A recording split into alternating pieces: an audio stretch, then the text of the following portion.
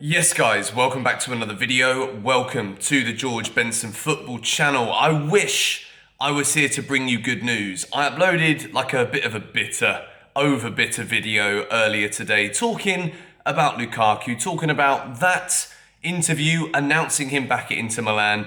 And I thought that that was going to be probably the most frustrating video that I would post today. However, there is breaking Chelsea news to be spoken about here regarding Rafinha, regarding RICHARLISON, and just like what seems to be, at this present moment in time, just a capitulation, really, in the transfer market that is going against Chelsea in a way where we kind of thought everything was going for us about 24 hours ago. We thought Rafinha was going to sign. Chelsea are reportedly frustrated with Deco, who is holding out to speak to Barcelona, as Barcelona are there just like in the top drawer trying to get a few 20 pence pieces together like you used to do when you wanted to get a Coca-Cola and an ice cream in the summer from the shop when you were a kid. Hit the like button if you've ever done that one before.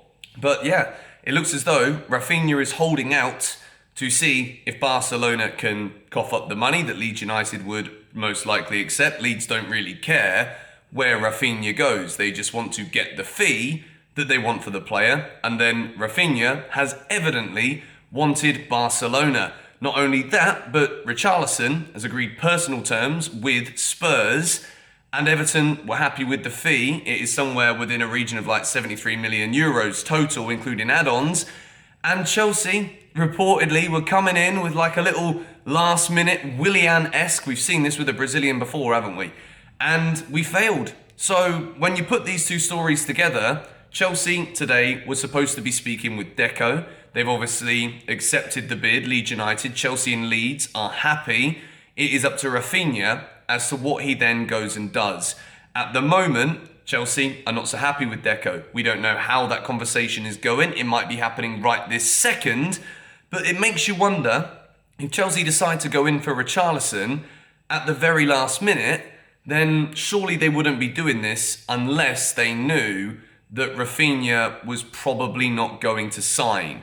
So this is a bit of an issue for us right now because although the priority has been about centre-backs, Chelsea also have to make enforcements going forward or reinforcements going forward. And the fact that we've got to a point where we're looking at a player who we think is going to be a great signing. I think Rafinha would be an excellent Chelsea signing. I think he's got all of the capabilities to succeed in a Chelsea team where not only is he going to get more chances, but he's got that kind of flexibility. We've seen him in a right wing-back position before at Leeds, not saying that he's coming to be the right wing-back, but if we don't get the centre-back targets and Reece James got to play right centre-back, then Rafinha as an option at right wing-back is relatively exciting. The issue with this has always been that Barcelona really want the player.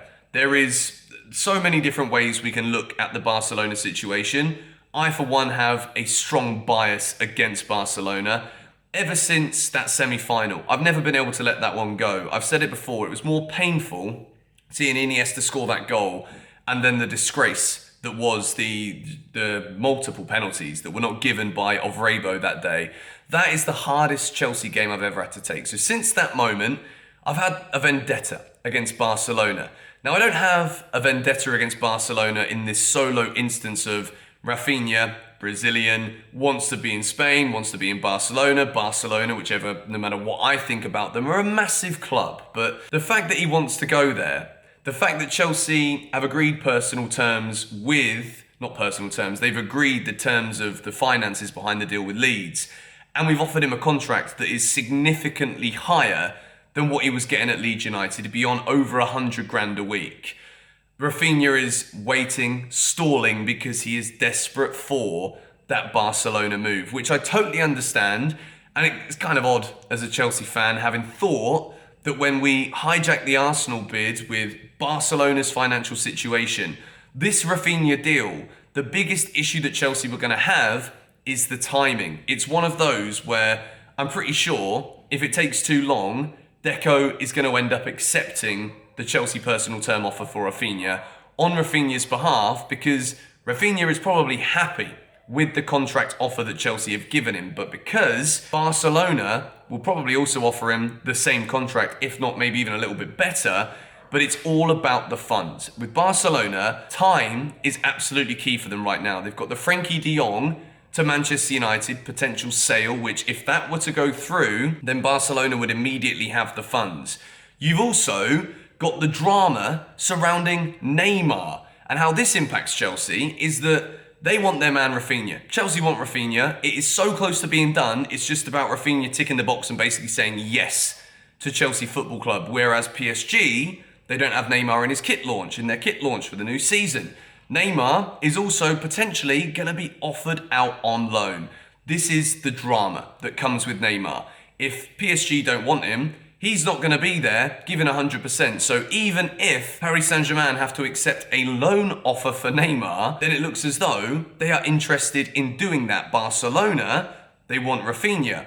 But the thing is, Rafinha requires funds. If Barcelona get the opportunity to take Neymar on loan, which is something that would absolutely require more than a couple of days of negotiation, then I'm sure Rafinha is left with no better option but to accept Chelsea's proposal. Now, the reason why I firmly believe that the Rafinha deal, as of right this second, is probably dead in the water for Chelsea is because I don't think we would attempt to hijack Spurs' bid for Richarlison.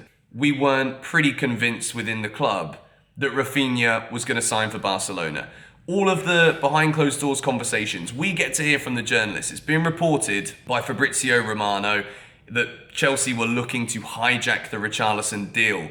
Whichever way you look at that, it doesn't look good for the Rafinha signing. I'm sure there are going to be developments in the coming hours, and I've decided I'm going to spend my whole night tonight on Twitter looking through all of the news, looking through all of the updates, but it is a little bit concerning at this point. The good news, though, is that it does look as though Raheem Sterling could well be on his way. Again, these aren't the most reliable reports that are coming out right now, but Chelsea are not used to being in a position where we're losing players to other clubs. And it's also funny because we sat here so smug just a couple of days ago when it looked as though we'd managed to take Rafinha straight under the nose of Arsenal Football Club, who didn't want to offer the same kind of money that Chelsea were willing to offer. Leeds United, of course, like I said earlier, in terms of Leeds and what they want, it's about the finance. As for Rafinha, because he had agreed personal terms with Barcelona months ago, Barcelona are his dream move.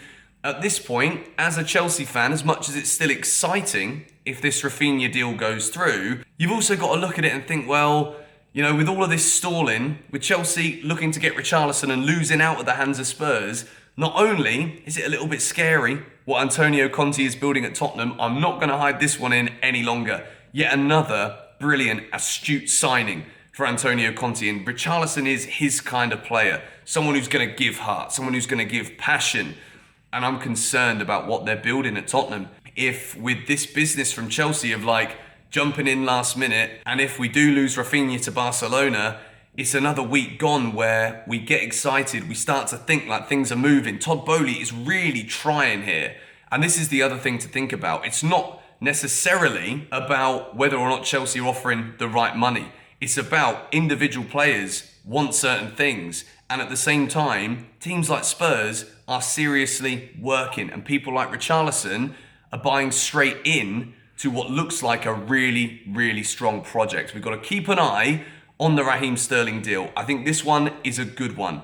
I've got a video coming out maybe later on tonight or maybe tomorrow talking about 3 big winger options, the positive negatives of all of the players we're being linked with at the moment. The Rafinha deal, let's wait and see. But at this present moment in time, when you're watching this video, it looks as though we're going to lose out on 2 Brazilians, beginning with R, in a very similar position. Richarlison has gone to Spurs. Chelsea wanted in last minute. We lost it. Rafinha, deal agreed with Leeds, but the player is waiting for Barca bloody loaner. At this moment, we have no idea what's going on. As for defenders, Nathan Ake still being talked about. We are still approaching goodness knows how many others, but no one is through the door. Chelsea have got to close business. Otherwise, this is going to get very, very squeaky bum time, as we've heard the phrase used many a time in football over recent years. So let me know what you think about this. How do you feel about our current business. I know hour by hour, things are changing, but let me know in the comments down below what you think. Thank you for watching. If you do enjoy these updates, be sure to subscribe to GBFC, hit the like button if you did enjoy. I'll see you guys later. Come on, you Blues.